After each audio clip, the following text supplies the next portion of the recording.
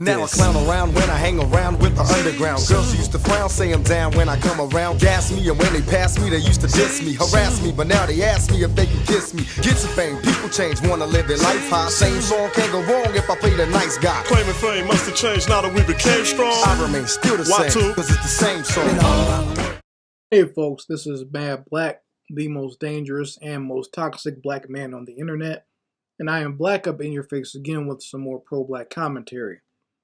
So over the last weekend, I saw a video clip go viral, and it was on the red carpet of Creed 3, and Michael B. Jordan, the star and the director of Creed 3, was being interviewed by this woman. I think her name was L'Oreal or something like that. It's some sort of weird apostrophe type name going on here, but she had the big weird glasses and the orange hair. Very light skin, looks like she probably smells like peroxide or something like that from that hair. But she was interviewing Michael B. Jordan, and she brought up the fact that they went to high school together back in Newark, New Jersey. And, she said he and her go way back. And he brought up the fact that he's like, oh yeah, I'm the corny kid, right? That the corny kid. And she tried to laugh it off and say that's not what she said. She was misquoted. And, I saw a lot of people, watching this and doing commentaries on it and reacting to it.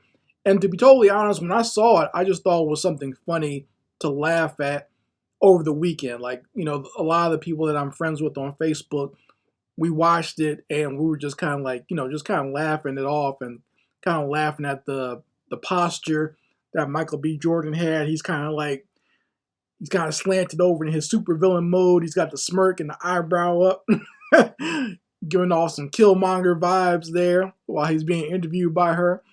And, it was just something to laugh at, and it was Sunday morning. It wasn't that big of a deal, but apparently this video has gone viral. Everyone's doing commentary on it now. So the only reason I'm doing any commentary on it is not to jump on the bandwagon, but it has more to do with just trying to give more of a balanced commentary, because I've seen so many commentaries out there, and you either have one side or the other.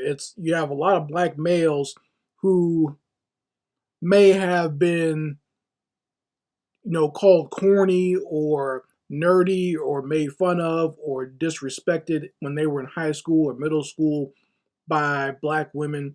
So they're having a Revenge of the Nerds type moment where they're kind of living vicariously through Michael B. Jordan, and this is, the nerd's revenge, and he's getting revenge on the girl who dissed him back in the day, right? That's the way they're playing it. So a lot of the manosphere types, that's how they're showcasing this video, and they're jumping for joy about it. On the other side of things, you got a lot of black females who are now, feeling the heat from that, so they feel they have to retaliate, because that's how this gender war works. It's not based on reason or logic.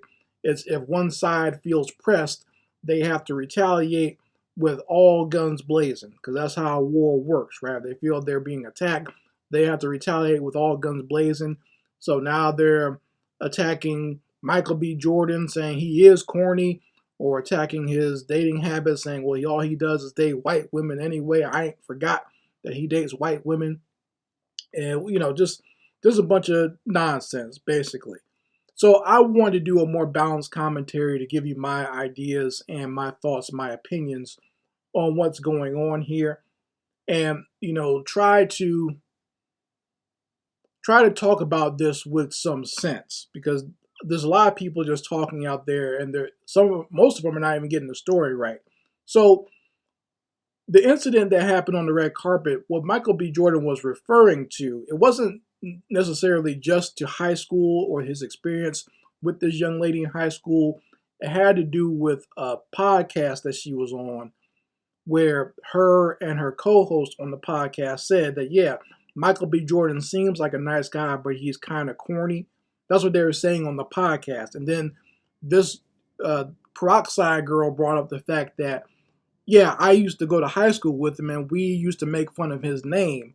So they made fun of his name because his name was Michael Jordan, and he's not the basketball player Michael Jordan, and she said that people used to make fun of him, and like he used to come to school with headshots because everyone knows Michael B. Jordan's a child actor, so he started acting at a very young age.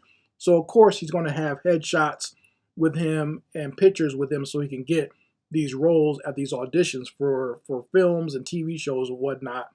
And the kids would make fun of him for that too, saying like, "What you gonna do with those headshots?" That's what she was saying in the interview, saying, "What you gonna do with those headshots?" And he's like, "Well, now look at him; he's done great for himself, right?" So that's what the whole, a little bit of animosity was about between him and her on the carpet. It was about that interview in particular, and it probably had to go with because she was one of the people that was, making fun of him or attacking him when he was younger for no real reason. Okay, so let me address that first. The ridiculous teasing.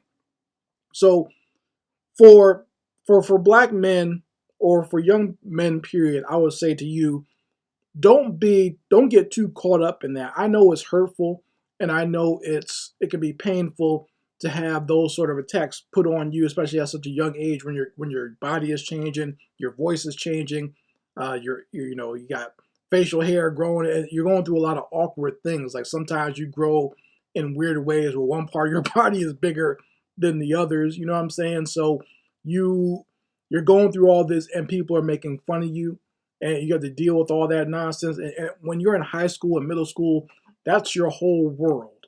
Okay, I understand that. Once you get out of that, you realize the world is a lot bigger than that. But when you're there, that's where you are. And to have people tormenting you during that time, I know it's got to be infuriating. Okay, but don't let it get you too much. I mean, young people especially, are going to be assholes, and they're going to make fun of you for anything. I mean, just think about this. They were making fun of him because his name was Michael Jordan and the fact that he had headshots to get acting jobs. How was that something to make fun of somebody for? But like I said, young people will make fun of you for anything. I got made fun of for drawing, as if something's wrong with drawing. You see what I'm saying? So it makes no difference what you're doing. You can even be successful at what you're doing, because Michael B. Jordan was actually getting work as an actor back then, and people still made fun of him for it. I remember getting made fun of for using computers, because I like computers back then. You see, so and think about how everyone else is on a computer now.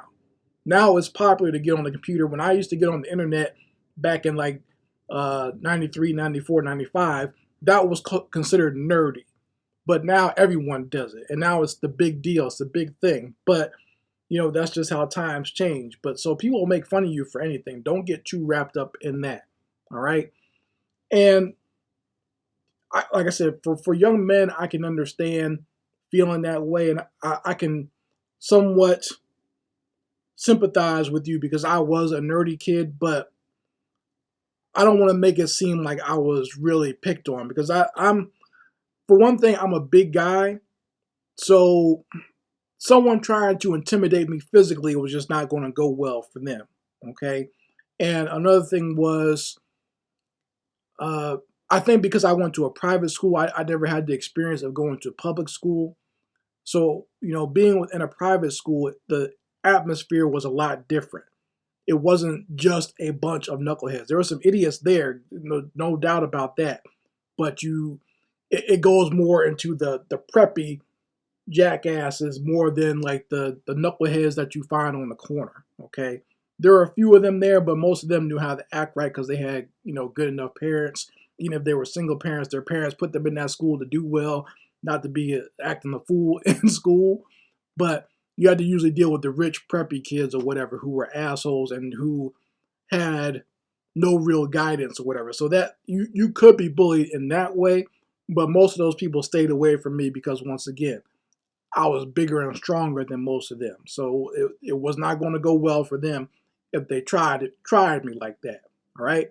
But I can understand for maybe a lot of young guys out there that maybe went to public school and had to deal with a lot of that nonsense where, people who were the thugs or the class clown, like they were getting all the attention or all the girls, and you were kind of left out. I can understand you feeling some animosity about that or feeling bad about that. That's got to be tough, right? But, don't dwell on that too much. Don't let that become your whole defining thing. Like maybe you can use that as fuel to succeed later, but don't let that be the end all be all because there's so much in this world that you can do and accomplish and find yourself. You don't have to be locked into that. Okay.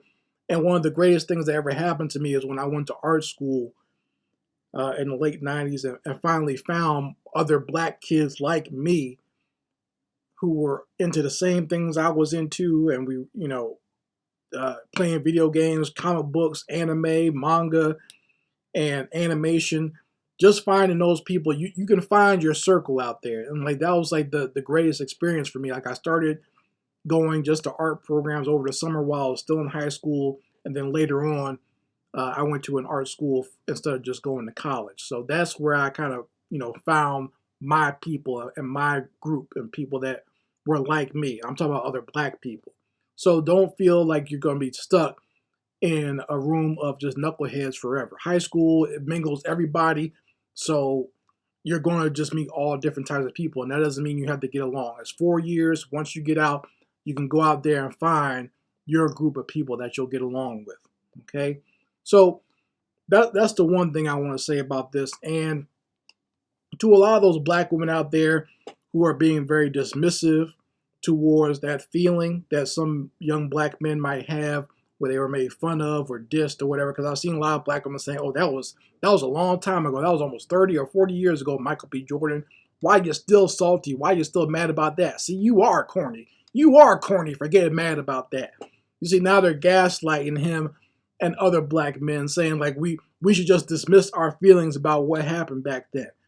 That's not going to work, okay? Because you want everyone in the world to be considerate of your feelings.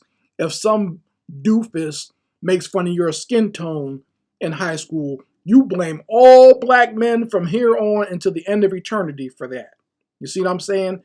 If one black man says something about your hair back then in high school, all black men are somehow responsible for that. So I don't want to hear that nonsense about being dismissive about how someone might feel based on what happened to them in the past, okay? If you can't let go of your past, why would you expect black men to let go of that as well? All right? You can, if you want people to be considerate of you and empathize with you, you need to empathize with them. All right? And here's the thing. In this whole situation with Michael B. Jordan and Miss Peroxide, had she not have brought it up, he probably wouldn't have said anything. You see what I'm saying? She brought it up trying to make it seem like, oh, I was cool with Michael B. Jordan. I went to school with him. And that's the thing I hate. I don't like that. When people who treated you like trash when you were in school or whatever, then try to act like they were your buddy back then. No, don't do that. Don't do that to me. I'm not even famous, but that irritates me when people do that as if we were friends back then. No, we weren't.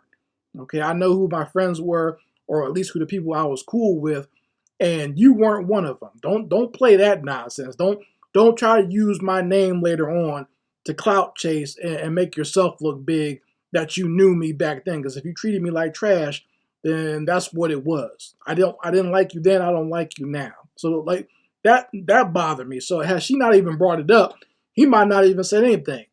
But you can see he was waiting for it.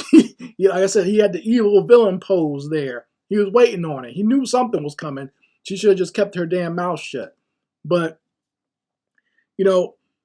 when it comes to these types of things where we as black people, we see a certain thing in either a celebrity or in mainstream media, don't take it so far to where now it's causing us to gender war against each other. Okay, we should be understanding of what's going on and the reality of the situation. I know a lot of young black men or who are maybe on the nerdy side, they might have felt a certain type of way by seeing this, and they were proud of Michael B. Jordan for getting her. You know what I'm saying? But don't get too wrapped up in it. Don't let your own experiences get you too wrapped up, because I think that's part of the problem anyway with our modern relationships. We let people from our past dictate how our future is going to be.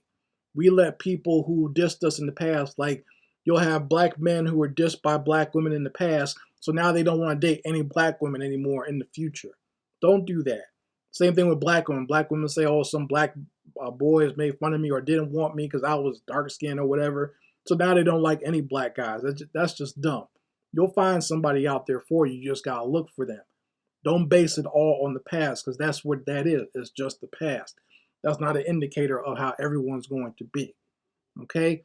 So the only other thing I wanted to say before I close out on this video is to Michael B. Jordan personally.